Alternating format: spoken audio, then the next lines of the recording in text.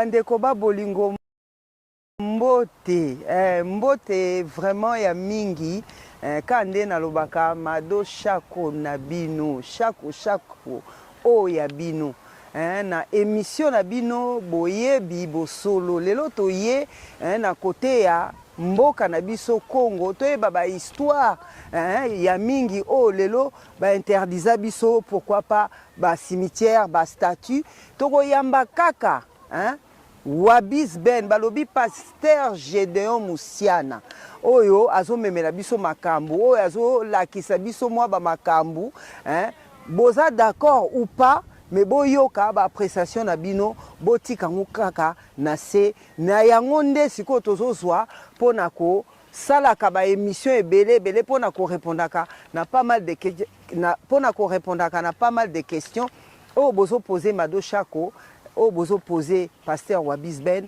na téléphone pe na ba appréciation po totanga kayango vraiment kaka nde na lobaka c'est toujours un plaisir c'est toujours un elengi yako ça la bino émission po na yebi ke totala naka totanga naka na émission na bino balobi Mado Chako TV officiel parole sacrée pourquoi pas Edino TV bilengi Panza Sangwa Congo na bosa na kaete parce que talaka ye a panza kape mayele. Bo continuer toujours ko s'abonner, bo partager kanzambe akokanisela moko na bino, bo zala mala munzamba pesa bino oyo mitema na bino ezana ngo posa. Pourquoi pas toke ko yamba Pasteur Wabis Ben Babi Gédéon Moussiana oya bino moko. Bonjour. Bonjour Mado Chako. Boni. Nzamba zobatela mokonza zosunga. Amen. Vraiment quand to yambaka yo na sengo na émission oyo bandeko balobi te Mado Chako yamba et lisusu bo continuer sur histoire à Congo on poser quelques questions oyo na préparer qui bien sûr na misusu pe bandeko bapesa kingai bako se reconnaître.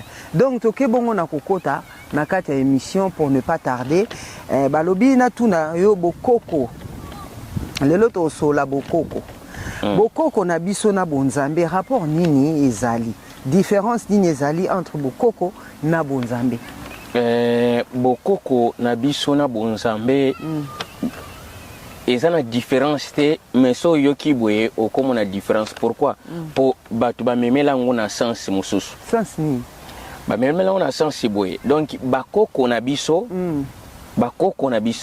babanaki ko pratiquer bonzambe d'accord na bonzambe ezali na biloko tobengaka na baloba benga ba totem donc bibeko oyo ko salate oyo kuno ko salate donc tolobaka bikila wana basalaka te o basalaka les interdits na français tozomona bon maintenant yango bango bana bengo kinzambi alors génération zo lekana ole balo bakeno bakoko na biso babandai ko salela kinzambi mbala moko phrase échangée bango mabi kibokoko zomona or kibokoko n'existe pas donc kibokoko yango nde kibonzambe kibokoko yango nde kinzambi oui ouais kinzambi yango nde kibokoko po bakoko banda sala kinzambi donc eza mibeko ya nzambe d'accord yango babengo kinzambi de to christianisme de to yokaki balobaki monkonzi wana ya babelge tango ayaki na mboka na biso alobaki baza na eloko mwa relaxa biso te po bakuti voilà donc yango moni kino roi belge tango yaki azobenga ba missionnaire alobi bozoya na grande colonie Congo oyoyo bozoya po bo porter évangile na peuple mais boyeba ke peuple oyo asa yeba na évangile d'accord na kosenga pe ceux qui moyen ezali batiela na biso extrait wana comme ça to ba comprendre vraiment eloko nini olingio la ça par rapport à question oyo bandeko batuni oui voilà donc to sengi batia merci voilà ozomona ndeto landi wana donc eza bakoko na biso baane ko pratiquer kinzambi d'accord alors les mêmes kinzambi yangwana bu les européens tant bazui ba commission au christianisme non que christianisme bané ko exister te christianisme bané ko exister déjà mais na rythme mosusu siko batali rythme bango bande ko sala bino so tozwi rythme ya bato wana totia yango na nini na biso tokopesa yango forme ya bien. Donc bazali ko reconnaître que quelque part ndenge na bango ezalaki na bosolo te pratique na bango ezalaki bosolo te ezalaki ya mabe. Mais maintenant bango ba changer pratique na bango te mais bazwi kaka pratique na bango donc religion na bango ezalaki na histoire te. Boyaka ka colonial tout bobandi chapelle pam pam pam pam pam donc lokola que non sous forme que non to répéter ka chapelle. Mais est-ce que bango banda osambela nani? Bango banda ko salela chapelle mona lelo comme Sainte Marie Mère de Dieu. Non. Bango banda ko bondela Théotokos. Nde nani wana lisusu pa. Donc azali donc reine moko boye na Grèce. D'accord. Na Turquie. Osomona. Aza reine moko renyaki na Turquie mais maintenant après mort na ye babaneki ko prier lokola Mère de Dieu. Pa botaki roi. Mère de Dieu ka Mère de Dieu eza ba roi na bango. Soki ba kufi ba benga bango lisu ba roi te ba benga ba Dieu. Et banda à partir ya Zeus. Les 10 dieux grecs, les 10 dieux romains. Donc Zeus, Apollo, donc voilà. Non, bango spiritualité vraiment au biso tozaki nango bango basaki nango te hein. Non, bango spiritualité zali spiritualité na bango ezali na d'origine Égypte antique. Égypte antique ezalaki keno ozomona soki pharaon akufi mais maintenant bo attribuer pyramide moko et puis pharaon wana bozana droit ya kosalela ka culte. Pour na penser na bango babi keno soto salele culte. Esprit wana qui kozonga te peut porter encore malédiction. Il faut tout ça la kilt comme si tozo supplier yo. Mais yango monaka si lelo rythme wana ezalaka l'église catholique messe des morts. Non parce que bango ba mort na bango ba koma ki ba revenant ba koma kozonga. Non c'est omoni eza eloko moko philosophie mo mutati na moto. Abi peut-être roi moko akufi et après quelque temps événement mo esalama. Batu peut-être babeli tout moni période où to le kanawa bu to teka que non président ma kufi aux États-Unis après une semaine boué coronavirus est d'accord tout le bien yi mtatini coronavirus non ba ndai ko attribuer voilà mais maintenant siko bango na kobanga ba comment prier bato bakufa. Papa, parlons de prier bato bakufa to lobana nikambo ya ba statut papa expliquez dans biso vérité problème ya bikeko nos statuts oyo mindele babotola ba belge yango nde ekotsaki passe na Congo. Non eza bon te ba statut oyo ba mindele babotola mamado eza te yango nde mutekotisa passe na Congo. D'accord. Les statuts, il faut déjà connaître l'histoire des statuts. D'accord. Exode chapitre 20, donc à partir du verset 2 jusqu'à verset 5, on a déjà que nous avons la interdiction et la statut. Non, bah ça qui statut à quand ils ont fait. Non. Na dit commandement. Na dit comme ça interdit. Na ba commandement nzambe, nzamba lobi que non bokoki ko sala te image taillée. Image taillée te voilà. Boko sala image taillée te ya ni nyama ni motu. On a ko représenter nzambe. Non, création non stonga na sala. Boko sala ngo image taillée te. Onde kentel, onde ke mo ba sali image ndeke. Oh, ezande bongo. Les interdictions.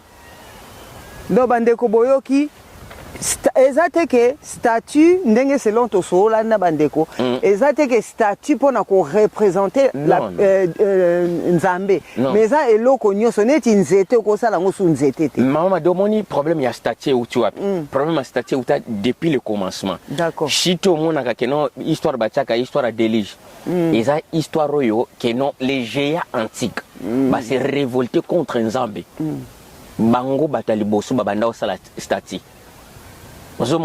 Par rapport à quoi? Soyez un peu plus précis quand vous parlez de géants pour que Batba comprendre. Les géants antiques, na période d'Adam, Nzamba créa qui d'aba géants bazalaka na batu. Les hommes ordinaires na ba géants. D'accord, voilà. Mais maintenant, les géants ils sont révoltés contre Nzambe par rapport quand Nzambe tanga bengani Adam. nzambe tanga bengani Kaina Kain voilà ozomona abengani abimise libanda mais maintenant batia na Bible que non atie les deux chérubins protecteurs non atanda sikoyo ba ange ba génie naï le génie de l'Éternel batanda mi lokola donc miraille moko boy sikoyo étant que non des esprits ba bougeté azabu na tanta beta boye donc banda telema kikaka tout droit fixe ozomona donc akendaka ni toilette te ayoka ne pe posa maite atelemi kaka wana do bakare donc omonika nzela haute chemin ya kuboye bango siko bakale barrière wana po mutu moko to akolonga kuna po ayokota na kati encore il y a plantation de l'Éternel pourquoi po babengani déjà Adam mutu moko to zali suna droit ayokota kuna mais maintenant siko les géants batali banda batona batelema kaka bongo babujaka te alors pour provoquer bakei kosala bikeko bazui maintenant bikeko et bazui ba pierre le pierre babandi kotaye ba pierre na forme ya bilongia ba tout à fait ba yepe ba classe ngo sko liboso na bango pam donc bino bozalo ko ba bikeko yo bikeko donc c'était une forme d'insulte voilà donc bikeko wana yango ezala katilelo na île de Pâques bon papa kuna na Chili voilà. Maintenant, sachant que Mokonzi à Belgique a confirmé que Koya na bango na mboka bakutaki déjà que bakoko na biso bayebaki nzambe. Donc nous partons du principe que ceux qui peut-être basalaki bikeko parce que quand bien même Missous bayebaki nzambe mais contradiction pezalaki ezaki peut-être ba misupe babande ko sala bikeko. Est-ce que bikeko oyo babotola na Congo ezalaki na forme ya protection pour na Congo yango monte lelo ifozonga na Congo pour protection ne zonga ou pas? Non, maman do zomona wana na lobana bi esali juste imagination à Congolais. Voilà. Tu sais que non aujourd'hui les Congolais Congolais déjà ça un aspect moko parmi tous les peuples de ce monde congolais on a kalokola que non asa peuple moko qui connaît tout. Bon, pas tout quand même, il y a tout, oui. Il y a toujours Je sais pourquoi je dis cela. Pourquoi vous Congolais, dites par exemple asa lokola peuple moko boye ayebi nyons tout. Congolais asa emblété que non ko yo yebisebino tu sais le problème est oh laisse tomber. Donc mais papa yo pour Congolais. Naza Congolais, je sais. So nazo lo babon na yebi puisque Congolais ceux qui totie na nation nyons tout. Le premier peuple au baza trop incrédule c'est les Congolais. Et le quoi yebi so yele lo musaboya a donc galingi te a comme ko to expliquer yo que non au moins des abwe ate bisebi mayo yo des abwe o melango te poso melango 5 jours le qui obela lu ai tika donc c'est comme ça. Est-ce que mais qui curiosité mindele na musika Congolais le qui na mundele mais ce Congolais comment ti ko laksa mundele ko lata mundele mudasali lamba nae Arabi non, oyo batiaka ngoboyete, oyo so mona donc il faut vraiment. Donc Congolais amonaka lokola yebe belé. Mais or Congolais yebi mingité. Est-ce que tu benga ngope ça peut-être quelque part un avantage aussi? Non, c'est pas un avantage mais c'est de l'orgueil on va dire. Ah. Tu vois? Si vous l'appelez comme ça. Oui, c'est de l'orgueil puisque un orgueilleux azomona te que non j'ai encore besoin d'apprendre. D'apprendre, tout à fait. Donc pour lui, donc, je suis déjà arrivé à ce niveau-là, donc tu n'as rien à m'apprendre. Aux Assunelo, comment tu as apprendre, c'est tout. Mais maintenant, tant que tu as le bikeko, les bikeko, qu'est-ce qui se passe? Bikeko, déjà, on a précisé, on a dès le commencement, les géants antiques va provoquer la bikeko. Il y a une de Pâques, il y a une fête de Pâques. Mindele bachango esprit. Donc ils ont le cola ko ba fait à révolte. Fait tout mon abattu ba chrétien ba fait. Ah. Il de Pâques, c'est là que les géants va se révolter qui contre Nzambe. Contre divin. Mais maintenant, tant on a Bible beauté, la fête de Pâques. Nzambe bina otala le que non. Voilà. Place montazo kende. Pourquoi? Puisque c'est l'idée que nous tous nous allons dans la perdition. Voilà, donc bisono tout au sumuka. Tu vois le sens exact. Reforcer on est là yebi déjà que non makambo belé tout ça là to fout à prix grave. Baza conscient Mais maintenant na makambo yo ba wana pe na saint conscient loka ba belo côté allez to sumu sabango quoi ba sumu kaka ba commettre ba faute. C'est pour cela que la Bible ont répété toujours dans le livre, il y a Osée chapitre 4 verset 6. Mon peuple est détruit faute de connaissance. La connaissance est plus précieuse que or fin. Aujourd'hui dans nos jours, les Congolais bien bikeko na biso ba Belge bazwa, bikeko na biso ba Belge bazwa. Or les bikeko c'était interdit. Interdit. Na Congo. Pourquoi? Beaucoup ça la image taillée, c'est un exode. Beaucoup ça l'image taillée ni à représentation ya banyama na mokili ni ya batu ni ya mbisi na mai. Tout le monde a même na ba bijou ba sali. Voilà, beaucoup qui ko ça la image taillée et ça da lisong.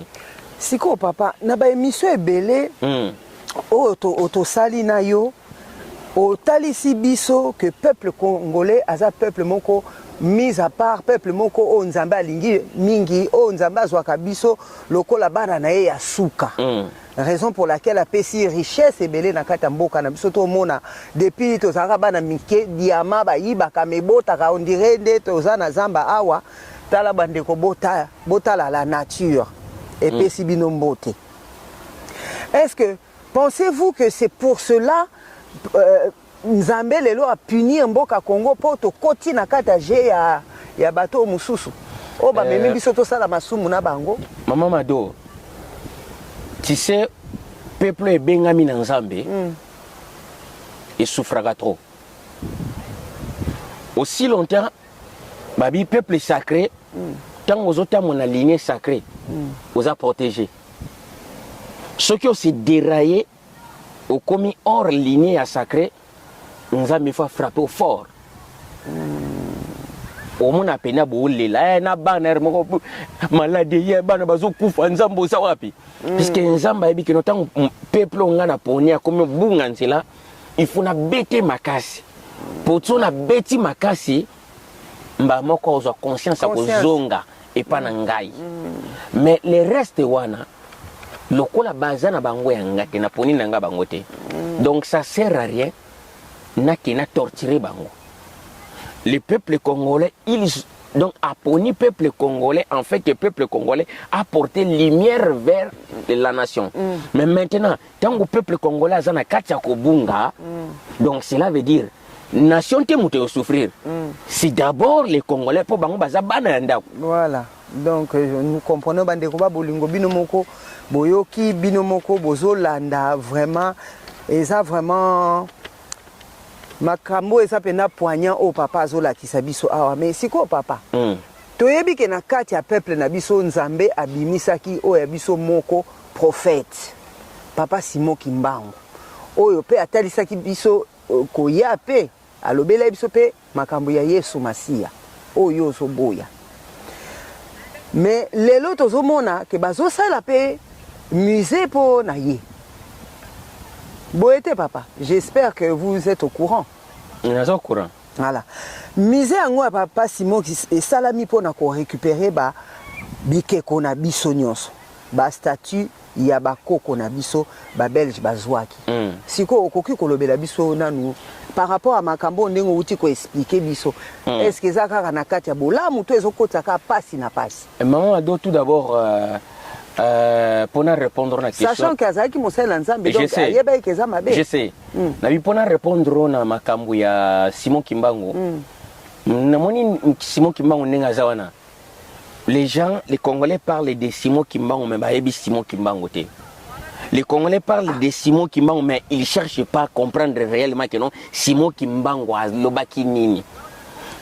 Tu sais quoi? Papa mais bon la mutunyo so ibika mina mundele pe na biso nyoto ibi la na mama Mado na lobabwe omoni même ba kimangiste mutu mota okoyeba Simon Kimbangu plus que nga ce n'est pas de l'orgueil omoni ke siko moni makambo yo na répondre ba sepela kana yo pe na mingi tende yango mama Mado tu sais bongo ba kimbangiste bango mo papa lekina ki ba kimbangiste nga na expliquer bango Kimbangu puisque Kimbangu a parlé de moi bango ba ko expliquer nga Kimbangu te. Papa, limbi sanga.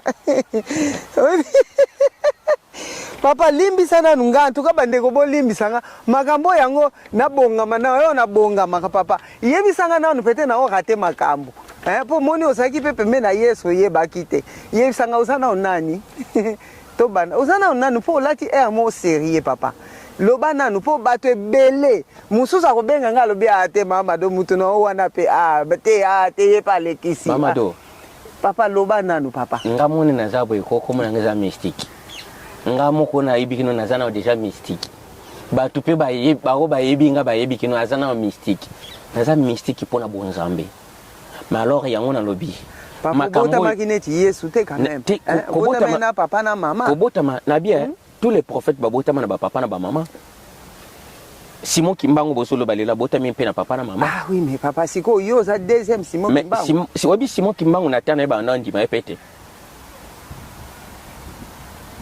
Ah. Simon Kimbangu na tana ba ndeko ndima ete. Paul, omoni Paul na Bible.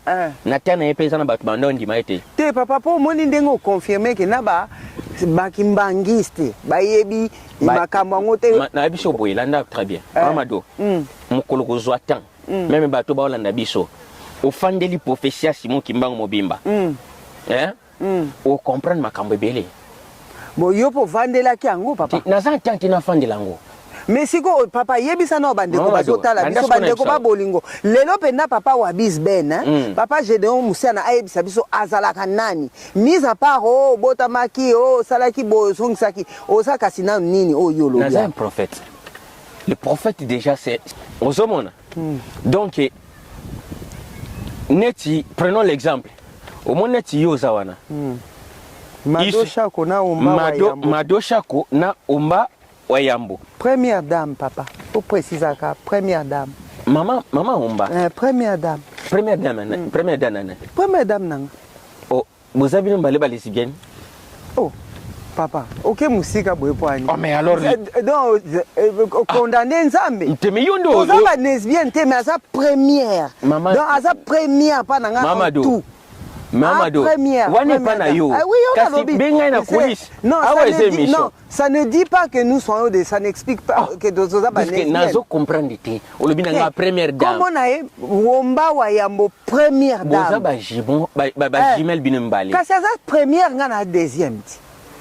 Mais oh papa yonde comme corriger nzambe ya zambo yo zampia omba wa yambo première dame. Le problème est ça maman omba voilà sikoyo yango zomona histoire omona ka Abraham na Lot eza histoire ya Éthiopie eza histoire ya deux jumeaux ndenge on a précisé na pesi exemple ya yo na na omba première dame na omba. Mais maintenant, qu'est-ce qui se passe? Le coup là, Bangmi Balebu, il passe à naïe, à se révolter contre le bimo. Bon, le coup là, tous soit na, les colo ya moi sinanga, tous se séparent, na mon toyo karabiete tous se séparent. Alors qu'on se sépare, bah se séparer wana. Les Français ils ont pris ça, les nazes, bah zuyango bah introduire ango siko histoire ya France babino na France ya ba révolte ya France bazaki banani bana benga les lot alors kuna logo ya mutabani makama séparation bo surnommer lot. Maintenant les Anglais oyo monaka les Anglais bu batali histoire lisusu il y a histoire ya Talia ba baptisaye Moïse Osomon histoire le vrai combo est Talia. Talia qui veut dire que non beauté. Moi na beauté mi batali beauté moi na non. Topé c'est comme Talia. Talia. Or bangma bio topé c'est comme Moïse. Cela veut dire tirer des eaux. Histoire ya Moïse et ça histoire ya Krishna. Krishna moi na moi botama kina na end. Vous comprenez? En tout cas, c'est très intéressant. Donc, maman m'a dit, Bible, mon accord, côté la Bible, je sais, Seigneur, je sais, non. Tant on a précisé à ma cambo, pour les classité. Mkule loko ayebe loko na ndeta ya ko loko ta kuna zungsa kole awo zokuna nako fanda benena zabo to banino banana jeunesse bu na zo expliquer aux tuna tous les histoires na c'est zaki bo vérifier exact. En tout cas, vraiment, il faut tout ça, l'organisation, que ça, le camoko, un dengwana po, makambo bimisaka vraiment. On comprend. donc yango zomona ndenge nazo préciser le wana tango na préciser nga na bi un prophète azalukula mwana mwana na ndako zomona ayebi très bien na yebi histoire ndeko nanga exact na yebi donc les prophètes baza bana mais alors pas de prophètes bazo c'est sûrement prophète ka pour prophète ezana ba prophète avant kiona donc les banques kiona donc azane prophète té mais c'est sûr sous ba comme foot ça 250 € pour na ko yo foot ça combien papa pour mais tout ça la kana yo mamadou est-ce que tu yeba pour papa et comment payer so tuninga yo comment payer papa 250 € na bien consultation ce que lobi nanga yo foot ça combien ngana ba mena ça kana yo nazalaka na yo nazalaka na ndeko Manuel na Suisse nazalaka na Serkeli to pesi mama Kelly bambote belé ozomona nazalaka na maman Angèle ozomona na Suisse pe kuna donc jamais atunanga bité papa Gédéon na ngi bonela pona boye na bo d'accord consultation to poto sola autant non batu nyonso ba benga so muta benga zwinga teseke nazana prière oui donc na yebi que non à part prière nazan empêchement maintenant c'était avato solo là to nzama le non vraiment en tout cas et puis on a prié kana batu jamais na on a dit il faut n'obliger mon to pesa témoignage en tout cas je confirme bande ko ba bolingo bino mo bo moni ne li solo komi important et komi pene lengi tozo kota kaka se ko kota ande bo ki papa expliquer bino a expliquer biso nyonso différence il y a prophète majeur na prophète au sens opposé du terme bolanda émission beaucoup comprendre belé mais bino biso bino pe bo pesa ba appréciation na bino mutu aleki mutu na mayele azalike papa prophète majeur que vous êtes moi nanda tinga zaka prophète prophète moi nanda yebisa na nu biso papa nous allons parler pardon autant pour moi de l'invocation des morts. Est-ce que c'est normal, c'est bien Tomabe kokende par exemple cimetière ko fait la papa to maman, je pense à mon père que son âme repose en paix Penalo Oso Kasembe et ma mère aussi Mbouimou Boyaï que son âme repose en paix et tous les gens que nous avons perdus dans la famille et entre autres toutes les personnes que nous avons pas perdues, que nous aimons, que nous n'oublierons jamais. Est-ce que ça m'a béto malamu kokende ko invoquer kokende ko tala ba na cimetière ko senga approbation na ba ko senga protection na ba? C'est une abomination. Expliquez-vous par exemple. C'est une abomination. Explication papa. Abomination eza mabe ya mabe ya mabe. Pour protéger zaka nzambe. Pour protection zaka nzambe. Maman Mado. Nzambe tanto yaka na mokili oyo. Les familles que nous voyons aujourd'hui autrefois il n'y en avait pas. Na éternité puisque l'homme a eu d'abord une éternité. Monta outi une éternité. Tout le monde a une éternité. Une éternité qu'on a bien ensemble. Les esprits qu'il a créés, Bazawana, tout le monde. Donc le principal c'est lui. Nous adorons le maître, le souverain, le principal, les sources des énergies, les sources de toutes choses, le chef des esprits. Yemoko le divin, les sacrés du Congo. Mais maintenant, tant que il y a un système yemoko il y a pour création, il y a un système à la famille. Et bima. Alors les systèmes à famille et bima, donc tant que tozana yoboye, tu es ma sœur, aux hommes, tu vivre papa et Sili. Mais maintenant, ce qui est confié, ton âme est partie, s'est reposée. Donc moi, en tant qu'humain, Naza a besoin de protection à yoté. Naza a besoin de supplier pour ne loko quelconque. Naza a besoin de bénédiction à yoté. Ton histoire est finie là. Et aux ana force mon côté. Aux ana force mon côté. Tu n'as rien à faire. Donc, ngana yo tu as une relation té. On s'est détaché okei na monde mosusu na au-delà biso totikali na monde oyo. Alors celui qui est ici dans le monde visible donc aza na relation moko te na monde invisible na au-delà. Merci. Wana ekomi makambo susu. Merci papa Wabis Ben. Nazongeli yo lisusu bandeko bino mo boyebi boyoki, merci beaucoup. Yo lobi oya yebi papa Simon Kimbangu koleka yo azate donc na mukilo mubima na 4 coins cardinaux nzamba sali mutu ayebi ete za na Congo ezala wapi mukili mubimba mutu ayebi papa Simon Kimbangu azate lokwa yo. Mais plusieurs kimbangistes ba invokaka esprit ya papa Kimbangu. Au moins papa Kimbangu abimeli pe bango d'après les informations que j'ai reçues. Moi, je ne le sais pas. Je ne le confirme pas parce que Yelangaïté, Salemate, na Senga pété. D'après les informations que j'ai reçues, les recherches, bah coup de fil na zui, bah tout na sola na bango po na sola pe na bakimbangiste. Bah lobi nanga ke ezana bakimbangiste pe ba invokaka. Esprit ya papa Simon Kimbangu, au mona abimeli pe bango. Bah leleli pe problème, apesi bango pe solution. Wana tobenga ngonini kibonzambe tote, sachant que il était prophète comme toi. Ndenge yo lobi. Mamado, écoutez alors. Dans le monde que nous sommes, il y a ce qu'on appelle les esprits de l'air. Là, on a très bien. C'est très important. Oui, papa. Dans le monde que nous sommes, il y a ce qu'on appelle les esprits de l'air. Il y a plusieurs sortes d'esprits.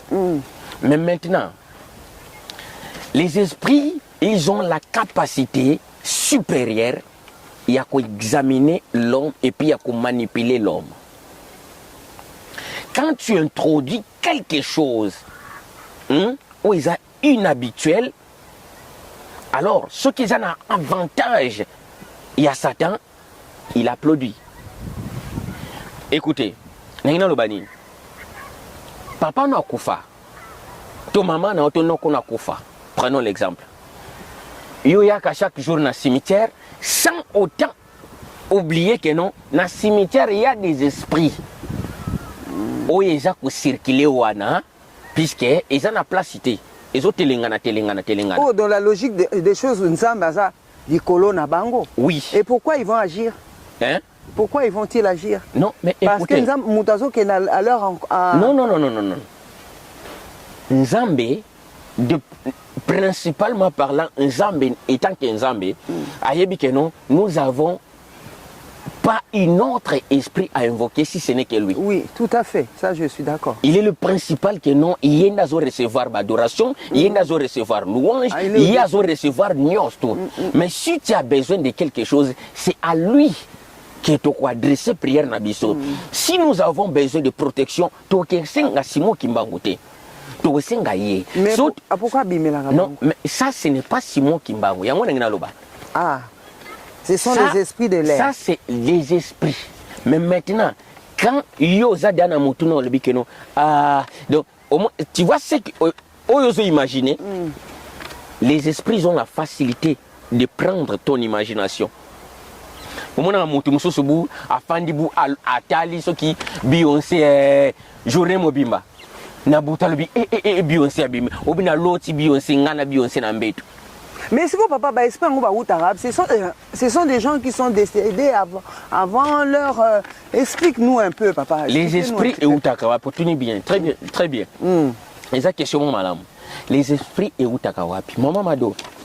Les esprits ezali bateau ba kufa avant les temps où Nzamba fixa. D'accord. Nzambe soki a fixé les Madoshako keno, Madoshako tana ya kukufa. 120 ans. Ezali 90 ans. 120 ans papa. Nabi Madoshako tana kufa 90 ans. Jusqu'à être rassasié de ses jours. Madoshako tana kufa 90 ans. Donc sikoyo ozomona keno bata mokili basali peut-être ba complot moko boye. Babomi mutuana a comme peut-être bout na 65 ans koufi. Sans effet na kombo na Jésus Christ. Vous comprenez? Souverain Seigneur, il y a sans. Mais maintenant, bou loko les actants au Tenzamba prévenaki ya vinae. Moi penzamba récupérer yi atena lieu de repos zati. Puisque bateau ba bomi on lit moi maintenant comme ko telingana. Par rapport à quoi? prenons l'exemple na Bible. Adam abomi moto. Donc Caïn abomi Abel. Le coup les a tant ensemble été l'esprit roi ne bandi côté lingana. Le Seigneur a tout nabi mais où est ton frère Abel? Yabi est-ce que ngana za sous gardien nae? Naza sinzil nae?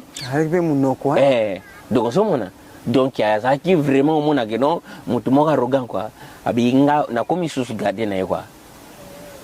Abi puisque Nisko Nzamba répondre puisque mon limo, les sangs de ton frère crie de la surface de la terre jusqu'à moi. Pour mon limo aneza côté lingana. Les sangs c'est l'esprit. Les sangs c'est la vie. Vie wana ou ekufi ezo telengana po eza na placité. Mais maintenant, il y a un moment où moto soit yebi nzambe, moto soit yebi nzambe tanga kufi, nzamba récupérer directement esprit wana. Mais c'est quoi papa, pourquoi nzamba ko permettre que ba bomaï? Mais nzamba parce que c'est lui qui a le dernier mot papa dans la logique des choses. Mais comprenons aussi ceci. Mamado, il faut te comprendre makambo très bien. Aussi longtemps tu es vivant, aussi longtemps montaza vivant, à moins que non nzamba a une importance. Alors si les cas adverses et bomio nzamba sani. Papa, c'est lui qui prend et c'est lui qui non, qui ce n'est enlève, pas papa. Au moment où nzamba pesa ki nzamba longoli. Là c'est langage humain. Donc nzamba pas ko permettre que baba sali opé mabe ati. Maman Mado, là très bien. Aussi longtemps tous na si amoyo. Tant tous la ka on a moyo to botamaka déjà comme les enfants d'Adam. Ça n'a rien à voir dans Nzambe. Alors, tant que tu as conscience à s'attacher dans Nzambe, c'est là que la Bible les autres précédents sont dans le livre à Corinthiens. Si quelqu'un est au Seigneur, au souverain Seigneur, il est maintenant à ce temps-là que tu veux devenir une nouvelle création. Les choses anciennes sont passées, voici maintenant toutes choses sont devenir nouvelles. Donc, Mado chaque temps maintenant le Seigneur, le souverain Seigneur, maintenant Mado chaque on a mis sur le Seigneur, a commis le coup là qui nouvelle création. Au porter maintenant identité naïe. Vous comprenez? Au porter identité naïe, au commis mise à part na mokil. Place sinon sozo kende, mise sur naïe surveiller Mado. A commis place une kuna accident mo ngesa na makuna. Empêcher bokende bo empêcher lenga. Mais papa siko voilà, au moins ba question ba tunité peut-être ngama nazo ba ça. Mais comment siko to comment un accord du Christ, c'est-à-dire entre autres dans le langage mususu na ba église, ozomona neti na corona o tozu ba pasteur rebelle ba kei. Mais pourtant c'est des hommes de Dieu papa. Non mais bon, c'est une question que je pose. Pourquoi tout le monde? Parce que Moussa et Nzambe doit être gardé par Dieu. Papa neti yonde ngoza bolobi ke oza mwana ndako. Nana ngwa ko ya ko sala yo mabe. Na bela corona. Nana ngwa ko ya ko sala mabe Nzamba pesa approbation. Mais c'est que ce que yo sko na bo jeunesse bo kamati okei. Wana ezaki volonté Nzambe, eza volonté Nzambe. Pour au moins mon sala Nzambe nyonsto. Avant kende. Avec le comme là yo, il faut déjà Nzamba prévenir yo. Que le ko attaque ko expliquer on tout a expliquer que non maladie est là. To fièvre est là yo. C'est oui, mais papa lobi na to revivre ti na 120 après c'est quand même longue durée de vie. Wana ozomona mama do to confona makambote. Na basal na ye après ces années mususu. Après cela pe Moïse prépare-toi pour Zoya. Après cela pe Eli abi allez prépare-toi à salle au kitakoto yo quoi. Zomona ya basali na ezaka yemo a décidaka. Toko za la pe lelo boende na zaboy. Na zongi na poko pena c'est bon mama do bon ben mission to sali peut-être ça suka to buru aller pour na zo kende na ngai. To so pena ngolo ba na sens normalité que nous na zo kende na former phrase na ndenge mususu. Pour jamais eloko eki koye la ngai ezaloko la brisque sans autant que nous Nzamba prévenir ngai que nous prépare-toi. Si oyebisaki ngai pena ke makambo yela kayo to kobeta masolo Nzamba prévenir kayo. Bien sûr, au moins avant de se retrouver na balabala. Na banaki ko travailler bon dans une société, c'est entreprise moko za koni na Europe mobimba Delanchi na prévenant sœur moko la sœur qui est à Hollanda ayebi na loba na sœur qui ngabi sœur qui na se retrouver na balabala abi mais non ngabi na se retrouver na balabala na Maman Kelio comme la biso soki c'est vrai ou nazalaki azolanda weza makamansa na koko sate na lobi na ye ma sœur Kelly na se retrouver na balabala na ko benga yo occupé bu a témoigner papa a témoigner papa ça bien et ça bien benga en tout cas maman Kelly en tout cas bande ko ba bolingo émission na bino boyebi bo solo awa tolobaka kaka vérité pona ko changer ba mentalité ko yeba réalité à makambo ndenge le kaka eza plateau na bino Mado Shako TV officiel hein chaîne na bino information en temps réel nous parlons beaucoup plus de spiritualité que Maman Kelly. Maman Kelly, bonjour. Bonjour. Maman Mado. J'ai reconnu ta voix, ma soeur. Merci beaucoup. Quelle bonne surprise, mon frère, tu me fais. Merci beaucoup. Vraiment, Maman Kelly, on est en pleine émission. Oui.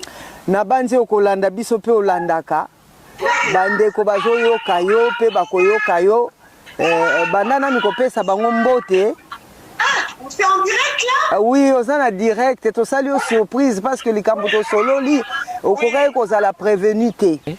Alors maman mbote Maman Kelly toza awa na émission tozo sur la makambu ya ba prophète. Pesana no bande kona yo mbote ndenge osalaki tout à l'heure. Loba lingala na français loba français pour eza émission abiso ya mukil mobimba. Ah d'accord. Voilà, comme je le disais, nous sommes en train de relater un petit peu l'histoire du prophète Gédéon Moussiana. Donc il est un petit peu en train de nous parler de la relation d'un prophète, de la relation de Dieu avec son prophète. Donc paraîtrait-il que Dieu va prévenir son prophète de tout ce qui va arriver, de tout ce que, enfin, un prophète, dans tous les passages qu'un prophète doit passer, si cela est rien que pour la seule gloire de son grand nom.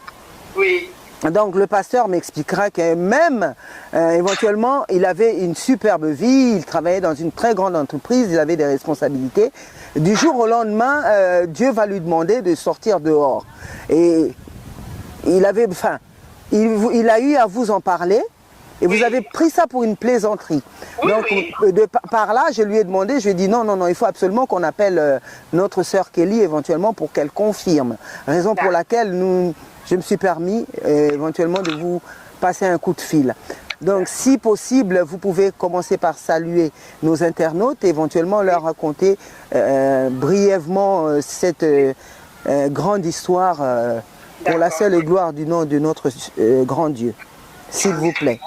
Oui, oui. Alors, bonjour bien-aimés frères et sœurs. Moi, c'est la sœur Kelly Ankolo. Voilà, effectivement, j'ai connu le bien-aimé frère Gédéon Moussiana il y a plus de 6 ans. Et ce qu'il raconte, c'est vraiment réel. Moi, j'ai vécu ça auprès de lui. C'est-à-dire que quand je l'ai connu, moi, il avait un emploi, il était responsable informatique dans une société. Et puis, voilà, il avait un chez lui, il avait sa voiture, donc une vie normale que chacun d'entre nous peut mener. Et de temps en temps, quand on échangeait, il me disait, ma soeur Kelly, tu sais qu'un jour, je vais me retrouver à la rue. Je disais, mais pourquoi tu dis ça? Il dit, je te le dis pour que tu le saches, pour que tu ne sois pas surpris. Moi, je prenais ça à la blague, je dis, mais arrête de dire ça, je disais, ça ne va pas arriver, le Seigneur ne va pas permettre. Et voilà, souvent il me disait ça. Mais après, quand ça s'approchait, il me disait, ma soeur Kelly, en tout cas, d'ici quelques temps, je te préviens, peut-être que tu n'arriveras pas à me joindre. Je veux me retrouver sans rien et je serai dehors. Moi, je dis, ça ne va pas arriver. Toi, tu es un serviteur du Seigneur. Le Seigneur ne peut pas permettre ça. Et de toute façon, s'il t'arrive quelque chose, tu peux venir chez moi en tant que mon frère dans le Seigneur. Il me disait, non, c'est que le Seigneur a prévu ce qui va arriver. Bon, les temps sont passés. Et à un moment, je n'avais plus de ses nouvelles. J'ai cherché à le joindre, je ne sais pas comment. J'ai réussi. J'ai dit, mon frère Gédéon, ça fait longtemps, comment tu vas? Il m'a dit, oui, je vais bien. Mais ma soeur Kelly, je me retrouve dehors. Je dis, mais comment dehors? Je ne comprenais pas. Parce que je ne prenais pas au sérieux ce qu'il disait. Il m'a dit que non, je suis dehors, c'est-à-dire que je n'ai plus un chez moi, je n'ai plus mon travail. Et puis bon, j'étais choquée, je dis, mais comment ça mon frère, qu'est-ce qui s'est passé? Lui avec tout le calme, il me dit, non, mais je t'avais prévenu, je t'avais dit, le Seigneur m'avait dit qu'à un temps donné, je me retrouverai dehors. C'est ta volonté. Je dis non, c'est pas possible. Pourquoi le Seigneur peut permettre ça? Donc voilà. Mais bon, moi j'étais inquiet. Lui à qui c'est arrivé, c'est lui qui me rassurait en fait, qui me consolait. Pour dire non, ma soeur, ce n'est pas grave, le Seigneur il sait ce qu'il fait. Je dis non, mon frère, je dis non, tu peux pas dormir dehors. Il dit non, je dors dehors sur des cartons. Je dis non, ce n'est pas possible. Et puis, c'est comme si c'était un rêve, quelqu'un me raconte une histoire, or c'était lui, il était en train de vivre ça. Et donc, à un moment, il a pu accepter que j'aille lui rendre visite là où il était. Donc, il habitait dans la rue. Il était effectivement dans la rue. Il était dans la rue, ma soeur. C'est vraiment, on raconte une histoire, c'est quelque chose que quelqu'un a vécu. Le frère Gédéon s'est retrouvé dehors. Il était SDF, donc comme ceux qu'on connaît qui dorment dans un coin, sur un carton, voilà. Il était comme ça. Et précisons qu'il ne se plaignait guère. Non, c'est moi qui étais inquiet quand je me dis, la première fois je suis allée le voir, mon frère, j'ai dit, on ça va. Tu dis, mais mon frère, qu'est-ce que tu sais comment nous on est les feuilles femmes?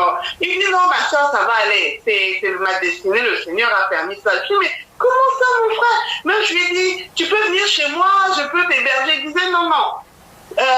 C'est ma destinée, c'est le Seigneur qui a voulu ça. Alors, je ne peux pas accepter alors que c'est le plan du Seigneur pour moi. Donc, reste tranquille, je vais bien, il va prendre soin de moi. Mais tu t'inquiètes, j'en pleurais même, je dis, c'est pas possible. Tu vois, quand tu connais quelqu'un, que tu apprécies, que tu aimes, mon frère, Gédéon, c'est vraiment mon frère. Je sais pas comment tu dis ça, c'est mon frère, comme on dit chez nous, mon frère Yakati. Donc, là, dès qu'on en aille vraiment, je peux pas accepter, moi, j'ai un toit sur la tête et que lui aille dehors, il reste dehors. Et puis, c'était ces 2 lampes, c'était un moment où il faisait très froid. Ces années-là, vraiment, le climat était vraiment très difficile. Il faisait très froid, il neigeait. Donc, j'allais le rendre visite. Je dis, mon frère, c'est pas possible, tu dors où? Il dit, mais là où on est assis. Et il plaisantait. Il était normal, il parle normal comme si c'est normal. Mais moi, je dis, c'est pas possible. Le Seigneur ne peut pas vouloir ça de toi. Et pour quel but? Lui, je dis, non, tu peux pas tout comprendre, mais tout ce qui nous arrive, le Seigneur, il sait, il maîtrise. Il sait là où il m'amène. Tu vois? Donc moi j'étais très attristée pour lui. Je priais que le Seigneur change sa situation. Or c'était la volonté du Seigneur qui passe par là. Il était vraiment SDF. Mon frère n'avait même pas de quoi manger, ce que le Seigneur pouvait permettre. Je lui emmenais à manger et puis me raconter ce qui lui arrivait. Des fois il mangeait même des choses dans la poubelle. Je dis non, c'est pas possible. Mais comment avez-vous vécu cette période-là moralement? Mais moralement, moi j'étais pas bien. Tu vois, j'étais inquiète pour lui. Je me morfondais. Mais lui, tu l'as au téléphone, il parle normal, vous parlez, vous plaisantez de la vie de tous les jours, c'est lui qui a les problèmes, c'est lui qui te conseille. Donc, c'est-à-dire que ça n'a rien changé à la personne que j'ai toujours connue, alors que sa situation s'était dégradée. Tu vois? Il avait toujours, comme il était toujours quelqu'un de positif, toujours quelqu'un qui te conseille, normal, toujours dans les choses du Seigneur, voilà. Et il est resté comme ça combien de temps? Il est resté dehors. C'est pas 4 ans ou 3 ans et demi, je crois 3 ans et demi. Entre 3 ans et demi et 4 ans, voilà. Comme ça, je te dis, je l'ai peut-être, des fois j'allais enfin, je viens te voir, non, ma soeur, laisse, ne te tracasse pas. Je dis, mais non, c'est toi qui es dehors, c'est toi qui me dis, ne me tracasse pas. Donc voilà, tu vois, donc c'est vraiment quelque chose de réel que j'ai vécu. Mes enfants aussi peuvent témoigner parce qu'ils descendent comme ils connaissent, voilà, c'est leur tonton. Ah, on va voir frère Gédéon, mais on allait le voir là-bas. Et mes enfants disaient, mais maman, tonton, tu vois, c'était difficile de leur raconter. Bon, après, ils ont su, comme ils ont un certain âge, voilà, j'ai dit, frère Gédéon, voilà. Il dit, mais maman, pourquoi il ne vient pas chez nous? J'ai dit, ben, je lui ai déjà proposé, mais il a dit que c'était la volonté du Seigneur pour sa vie. Donc, tu vois, c'est quelque chose d'incroyable. Donc, c'est quelqu'un qui est en train de vivre ça, quelqu'un que tu connais, tu as connu ta vie avant, et il a basculé d'un coup.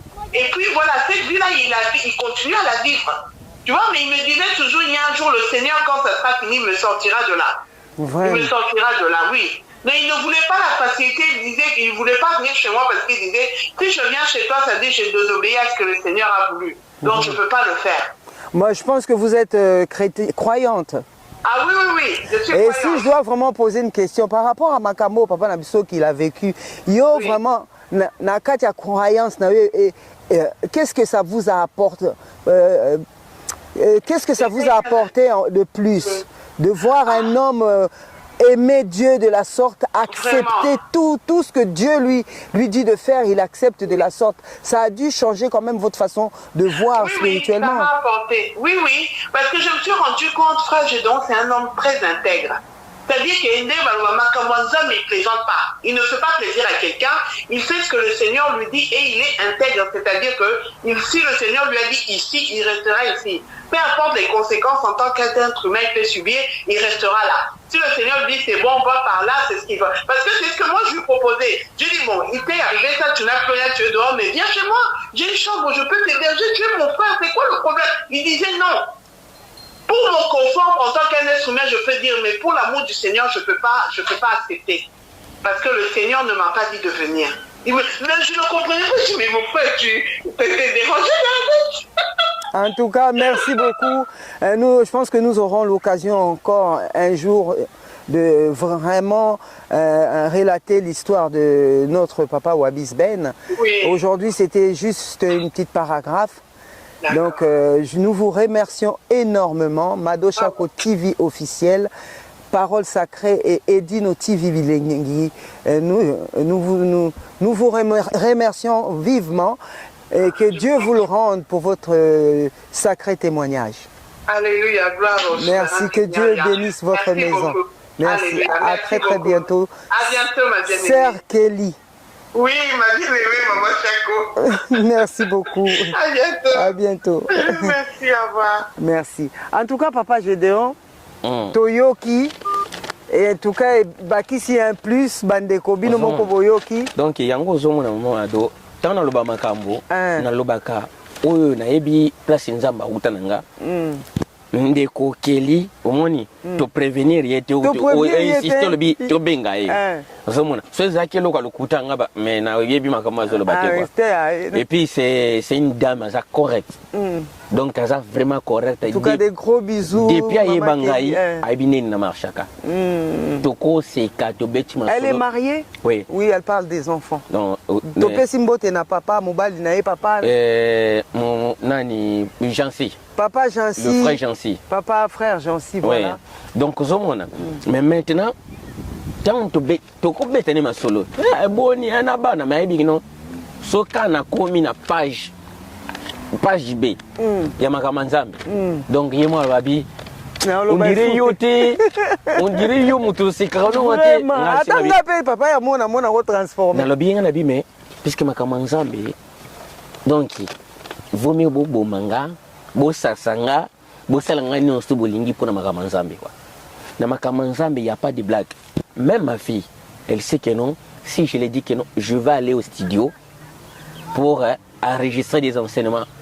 Donc, il n'y a rien à discuter. Ok papa. Mais si d'autres choses, je vais dire moi d'accord, je vais aller peut-être mais passer. Et si je dis seulement que je vais aller enregistrer, terminé. Il n'y a rien à discuter, rien. Donc rien à discuter. Dans ma kamanzambi discussion à la raté quoi. Vraiment. Dans ma kamanzambi tikali bongo. Vraiment. Nzambe aza lokola na lobaka nzamba za prioritaire. Nzamba za prioritaire. Ma kamanzambi pona ngeza lokola prioritaire. Eza lokola option T. Makamanzambi za vraiment prioritaire pour nga mamado. D'accord. En tout cas bandeko ba bolingo bino moko boyoki na senga ki penda témoignage oyo pour éventuellement beau comprendre qui est vraiment le pasteur Wabis Ben. Tout à l'heure, enfin pour dire nous sommes pratiquement à la fin de notre émission. Totikali kaka na question moko. Tout à l'heure totunaki pona makambo etali cimetière. Est-ce que mutako ko kende ko se recueillir na tombe ya moboti na ed to muto ya yeba ki alingaki mingi pona ko senga protection boyoka ki réponse oyo pasteur apesaki lelo siko question nga ya suka avant to kata émission na biso eza sikoyo est-ce que mutu pa ko kende ko se recueillir pona senga neti ba bénédiction mais maman do moni yango na biso na bi il y a quelque chose où on a mis en Zambie, ça le l'abomination. Liboso to loba qui protection, le loto loba bénédiction. Et ça, na mis en Zambie, ça le l'abomination. Ce n'est pas seulement que non n'attend oyo, et ça peut écrire dans la Bible. nzamba avertir libota na ye alobi mutu moko te so bolingi na frappe bino te mutu moko te akoki kokende koinvoke bamort. Pourquoi? Po bakoko na biso bamane maintenant kodésobéir na mibeko ya nzambe na kinzambi bakomaki na caractère moko ya okende koinvoke mama na akufaki kolela talanga na zonyokwama boyebebebe ya kosunga ngai, tu vois. Donc ndenge monika kamindele basalaka que messe de mort bangosko ba adopter ngo na ndenge mususu eza messe te mais batu biso beto ça 40 jours. Voilà, 40 jours eza biblique. Ah, 40 jours eza biblique. Oui, 40 kolongola pili pe. Kolongola pili eza biblique. Ah d'accord, d'accord. Eza biblique. Mais ce qui déjà 40 jours est sili. Vous après mikolo wana mutaza lisusu te na droit ya okende na cimetière. Puisque cimetière déjà maman Mado pour te comprendre très bien. Donc okenda ke ça mabe. Cimetière eza lié moko epa ya nzambe eza lokola lié moko impur. Landa eza lié moko impur yango moni nakala. Na mboka na biso Congo soki bato bakei cimetière retour na bango tango bazoya kozonga il faut batia cantine ya mai basukula maboko na sens que no ya purification o se purifier. Mais ça on est toke to tiki ba fleur apo yo sko sou maboko soki donc kokende kotika ba fleur au moins mutu ça ko bosa na pe mutu mutu soki asa kufi mama Mado kokende kotikela moyi ba fleur ce sont auto na donc excusez-moi pour le terme to benga ngoto le bikeno eza de kaka ba connerie humaine te c'est ça peut-être cause na guise ya souvenir ya mutu na bino mama Mado ko kene ko tikela mo wei ba fleur eza eloko neto lo bagato bi mariage religieux nzamba yebi mariage religieux bon papa balobi so mutu akufi bosa na ye mama Mado landa mutu ya kufi yo zwi oke ko tikele fleur amoni fleur wana te ayebi kutata te donc yo moka na ba passer no boke otiki fleur wana donc c'est comme si au sale logo mobwe ce n'est na miso nza meza lokola ce n'est que du vent. Mais pourquoi bakundaka bango kasi bakundaka mutu puisque auti na mabele na principe nzambe l'homme auti donc corps et outi na mabele. Dans la logique des choses il fallait qu'il même pas ba cimetière ezaki il fallait ka so muta kufi bo tout monde mabulu bo tout monde bo tieye mama Madolanda mutu soki akufi okokunda ye na boye te na mboka te na biso cimetière ezalaka toujours na suka ya mboka. Pourquoi? Puisque lio bazokunda bato mabele wana ekomi déjà impire. Mabele wana ekomi mabele moko impure. Donc alors un monde impire papa puisque ba immeuble mususu ekundami place ba cimetière ezalaka. Na lobi boye na biso na Congo nzambe tango abengi apesi mboka wane pa bakoko na biso atiaki mibeko babenga ngo les sacrés ozomona ba totem les interdits cimetière qui ezala jamais na kati ya mboka cimetière feza na suka mboka.